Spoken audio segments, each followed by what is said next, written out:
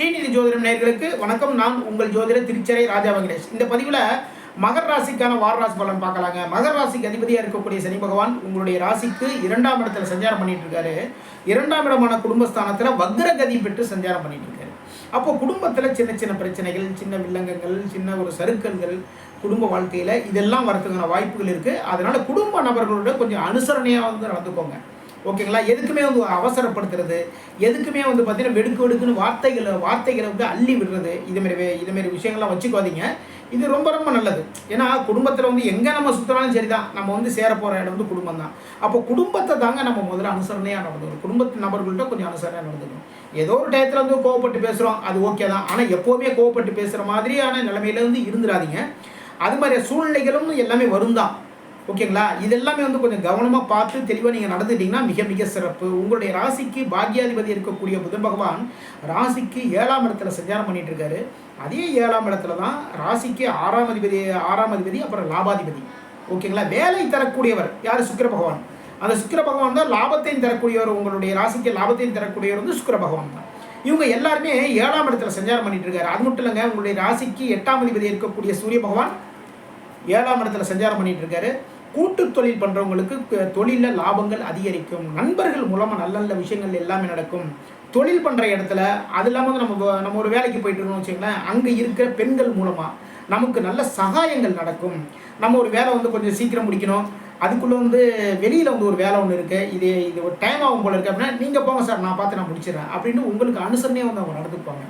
அதனால் பெண்கள் மூலமாக நல்ல நல்ல விஷயங்கள் எல்லாமே நடக்கும். 7ஆம் இடத்திலிருந்து பாக்யாதிபதி இருக்கக்கூடிய புதன் பகவான், உங்களுடைய ராசிக்கு லாபாதிபதி இருக்கக்கூடிய சுக்கிரன், ராசிக்கு 8ஆம் அதிபதி இருக்கக்கூடிய சூரிய பகவான், இவங்க எல்லாருமே 7ஆம் பார்வை உங்களுடைய ராசியை பார்க்குறாங்க. இது மிக மிக சிறப்புங்க.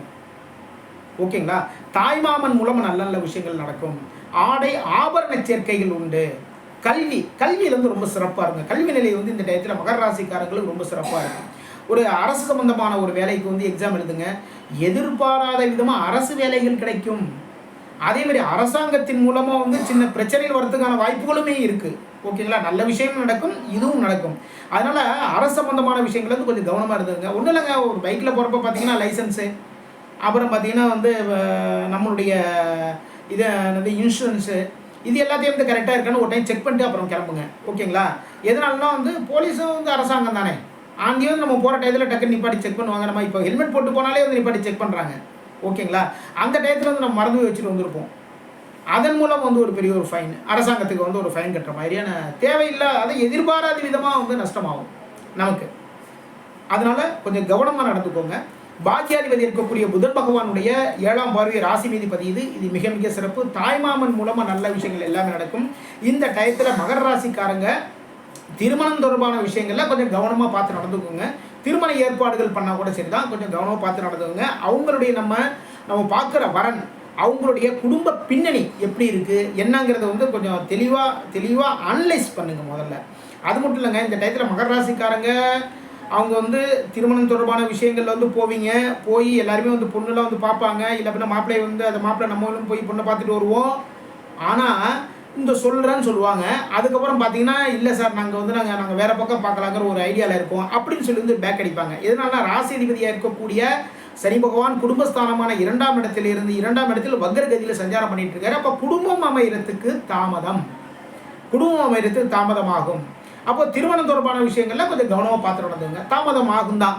அப்படி தாமதமானால் கூட அதை ஃபஸ்ட்டு ஒரு டைம் பார்த்துட்டு அதுக்கப்புறம் அவங்க இல்லை நம்ம அப்புறம் வேறு இது பார்த்துக்கலாம் அப்படின்னு சொன்னால் அது மிக மிக சிறப்புன்னு வச்சுங்க. அது ஒரு பரிகாரம் மாதிரி நமக்கு நல்லபடியாக நடந்துடும். நல்ல ஒரு வரன் கிடைக்கிறதுக்கான அதாவது சூழ்நிலைகளை நமக்கு கொடுத்துரும். ஓகேங்களா? உங்களுடைய ராசிக்கு 3ஆம் அதிபதி இருக்கக்கூடிய குரு பகவான் 5ஆம் இடத்துல சஞ்சாரம் பண்ணிட்டு இருக்காரு. உங்களுடைய ராசிக்கு 4ஆம் அதிபதியாக இருக்கக்கூடிய செவ்வாய், அவருமே 5ஆம் இடத்துல சஞ்சாரம் பண்ணிட்டு இருக்காரு. இது மிக மிக சிறப்புங்க. குழந்தைகள் மூலமாக நல்ல விஷயங்கள் எல்லாம் நடக்கும்.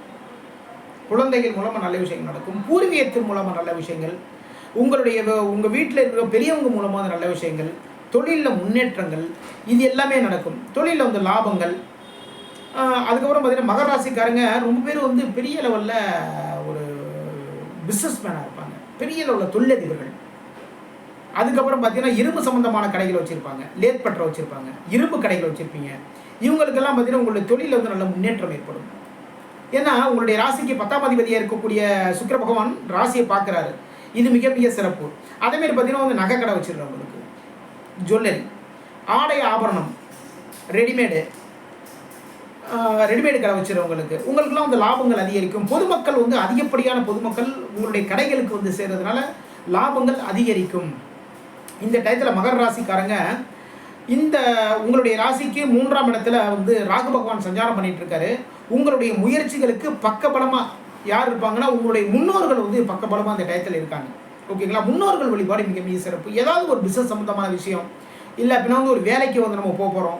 அதுவரை போகும்போது நம்முடைய முன்னோர்களை வந்து உங்களுடைய முன்னோர்களை மனசார நினச்சிக்கோங்க.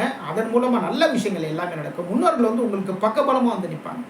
உங்களுடைய ராசிக்கு பாக்கியஸ்தானமான 9ஆம் இடத்துல பார்த்தீங்கன்னா கேது பகவான் சஞ்சாரம் பண்ணிட்டு இருக்காரு. சின்ன சின்ன தடைகள் இருந்தாலுமே குரு பகவானுடைய 5ஆம் பார்வை கேது பகவான் மீது விழுறதுனால பாக்கியத்தில் வந்து நான் எந்த விதமான குறைகளும் இருக்காது. அப்படி குறைகள் வந்தால் கூட நல்ல விஷயங்கள் எல்லாமே அது அப்படியே குறை வந்து நிறைய மாற ஆரம்பிச்சிடும். இது ரொம்ப சிறப்பான விஷயம். உங்களுடைய ராசிக்கு 5ஆம் இடத்துல தான் பார்த்தீங்கன்னா குரு, செவ்வாய், அதாவது 4ஆம் அதிபதியாக இருக்கக்கூடிய செவ்வாய். அப்போ பூர்வீக சொத்துக்களும் வந்து உங்களுக்கு வந்து சேரும். ஓகேங்களா? உங்களுடைய இளைய சகோதரர் மூலமாக நல்ல விஷயங்கள் நடக்கும். பூர்வீக சொத்துக்கள் வந்து ரொம்ப நாளாக எதிர்பார்த்துட்டு இருப்பீங்க. பூர்வீக சொத்துக்கள்னால வந்து நல்ல விஷயங்கள் வந்து அதான் நல்ல விஷயங்கள் எதாவது நடக்காதா, ரொம்ப நாளாக நம்மளோட பிஸ்னஸுக்கு வந்து ரொம்ப ரொம்ப ஹெல்ப்ஃபுல்லாக இருக்கும். அந்த பூர்வீகத்தில் வந்து இருக்குப்பா ஒரு சொத்து இருக்குது, அதை வந்து அது சேல்ஸ் ஆச்சுன்னா வந்து அதை வச்சு நம்ம ஒரு பிஸ்னஸ் பண்ணுறதுக்கு வந்து ஈஸியாக இருக்கும் அப்படிங்கிற ஒரு ஐடியாவில் இருக்கீங்க. அது எல்லாமே இந்த டயத்தில் கரெக்டாக நடக்கும். இது வரைக்கும் மகர ராசிக்கான வார ராசி பலன் பார்த்தோம். நம்முடைய ஸ்ரீநிதி ஜோதிடம் சேனலை லைக் பண்ணுங்கள், ஷேர் பண்ணுங்கள், சப்ஸ்கிரைப் பண்ணுங்கள். நான் உங்கள் ஜோதிடர் திருச்செரை ராஜா வெங்கடேஷ். வாழ்க வளமுடன்.